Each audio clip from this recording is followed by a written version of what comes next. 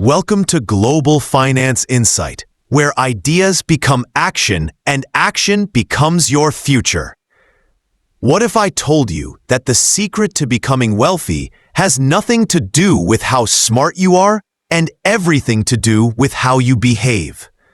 That might sound strange, but consider this. Ronald Read was a janitor. He drove a second-hand car, wore old flannel shirts, and used safety pins to keep his coat together. But when he died at 92, he left behind $8 million. Quietly, patiently, he had been investing in blue-chip stocks for decades, and no one ever noticed. Now, let's talk about Richard Visconti. Harvard-educated investment banker lived in a massive mansion with 2 swimming pools and a 7-car garage. At the peak of his career, he retired early in luxury. But during the 2008 crisis, he lost everything. Bankruptcy, foreclosure, gone. One man had every financial advantage. The other had almost none. So, how did the janitor become the millionaire and the executive go broke? That's what The Psychology of Money by Morgan Housel is all about. How success with money is not a science. It's a behavior. Today, we're breaking down 5 life-changing lessons from that book. Lessons that could reshape how you save, spend, invest, and live. And stick around, because the final lesson isn't even about money. It's about time, freedom, and what truly makes life rich. Let's dive in. Lesson, Luck and Risk. Rule 1. Luck and risk rule more than we like to admit. Let's start with a humbling truth. You're not fully in control. Yes, hard work matters, but so does timing, environment, and pure chance. Take Bill Gates. He's brilliant, sure, but in 1968, he just so happened to attend one of the only high schools in the country with a computer. That single stroke of luck gave him a head start most people never had. Meanwhile, his equally gifted friend, Kent Evans, same dreams, same potential, died young in a tragic accident. As Morgan Housel puts it, success is never as good as it seems. Failure is never as bad. Luck and risk are siblings, and it works both ways.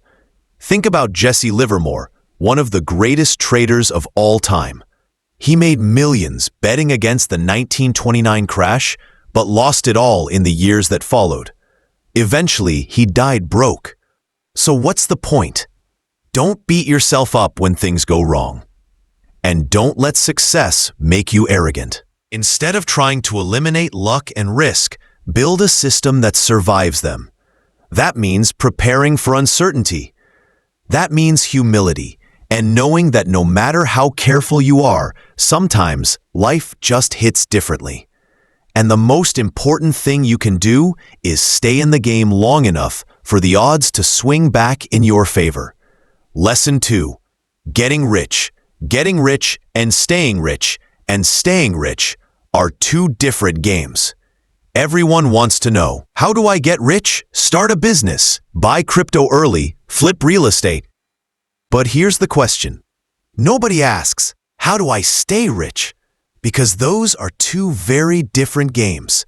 Getting rich often requires big bets, optimism, risk tolerance, but staying rich requires discipline, caution, and a deep respect for the downside. Look at Mike Tyson. He earned over $400 million in his boxing career and ended up $23 million in debt. Or Sam Bankman-Fried, who built a $26 billion crypto empire and lost it all in a flash because he kept gambling even after winning. Now look at Warren Buffett. He didn't make flashy bets. He didn't try to double his money overnight. He just kept doing the boring right thing for 70 years. And because he didn't blow up, he became one of the wealthiest people to ever live. As Buffett famously said, the first rule of compounding is to never interrupt it unnecessarily. It's not about making one big score. It's about avoiding the one mistake that wipes you out. So yes, take calculated risks to get ahead. But from maximizing returns to maximizing survival. Because in money, the winner isn't the one who burns the brightest. It's the what is wealth, one who lasts the longest.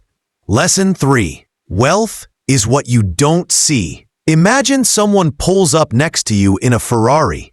You might think, wow, they must be rich. But all you really know is they spent a lot of money. That's the illusion. Wealth isn't the car. It's the cash you didn't spend to buy the car. As Morgan Housel says, wealth is what you don't see. That's why Ronald Read, the janitor, became a millionaire. No one saw him investing quietly for decades, but they would have noticed if he had bought a flashy car or lived in a mansion. Here's a stat to keep in mind. Nearly 70% of Americans live paycheck to paycheck, even many earning over 6 figures. Why? Because they confuse high income with wealth and spend everything they earn. Most people confuse wealth with status symbols, but those symbols are what deplete WIA. Let's break it down. Income is what you earn. Spending is what you show. Wealth is what you save and invest. And that's invisible to the outside world.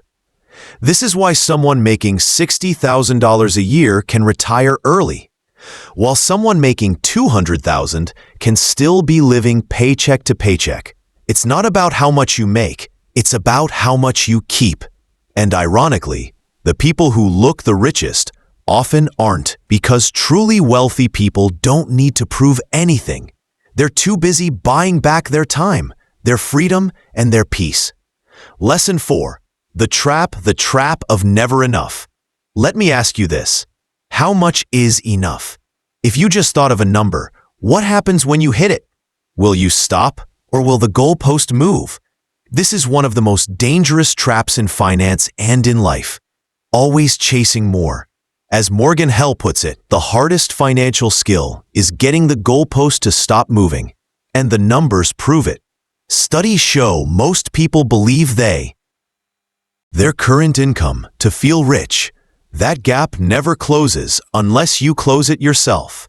Housel tells the story of Rajat Gupta, a man who rose from poverty in India to become the head of McKinsey & Company. He sat on boards with billionaires and had a net worth of over $100 million. But that wasn't enough. He wanted more. So he committed insider trading. He lost everything: reputation, wealth, freedom, all because he couldn't stop climbing. Housel said it best: there is no reason to risk what you have and need for what you don't have and don't need. Let's be honest, we all compare. We scroll social media, see the private jets, the designer bags, the vacations. But here's the twist. When you see someone driving a Ferrari, you don't think that person's amazing. You think, if I had that car, people would think I'm amazing. That's what Housel calls the man in the car paradox. We spend money to chase admiration, but admiration doesn't come from possessions. It comes. And peace. So here's the challenge. Define your own version of enough. Not society's, not Instagram's, yours. And when you reach it, stop. Because the richest person isn't the one with the most toys. It's the one who can look around and say, I have everything I need.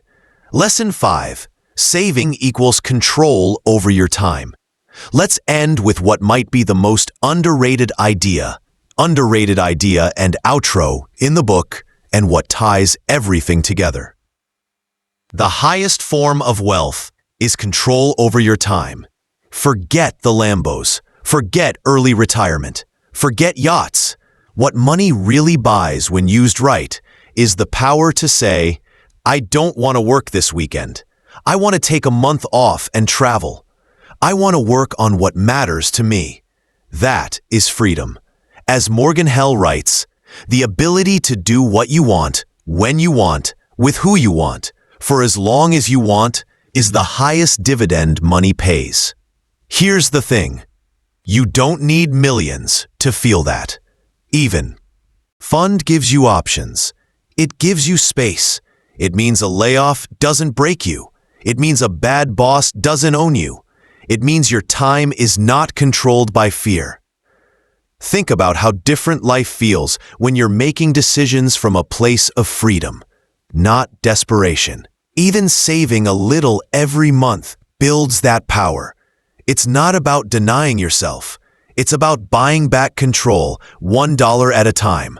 So yes, build wealth, invest wisely, earn more. But never forget, freedom is the flex.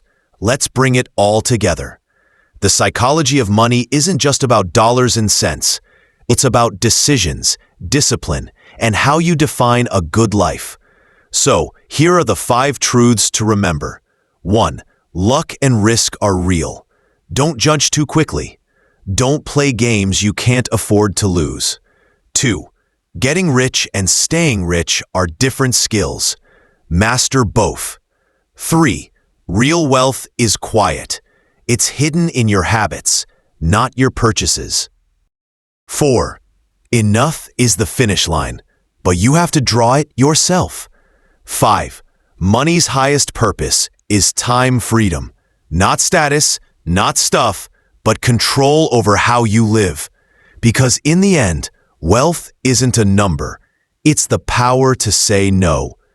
The space to breathe, the time to create, rest, explore, love. The real flex is freedom.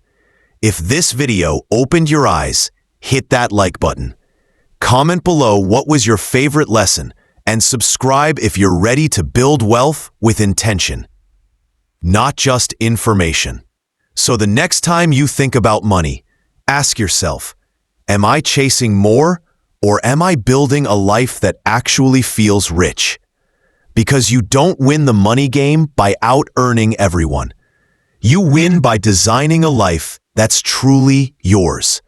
This is Global Finance Insight, where ideas become action and action becomes your future.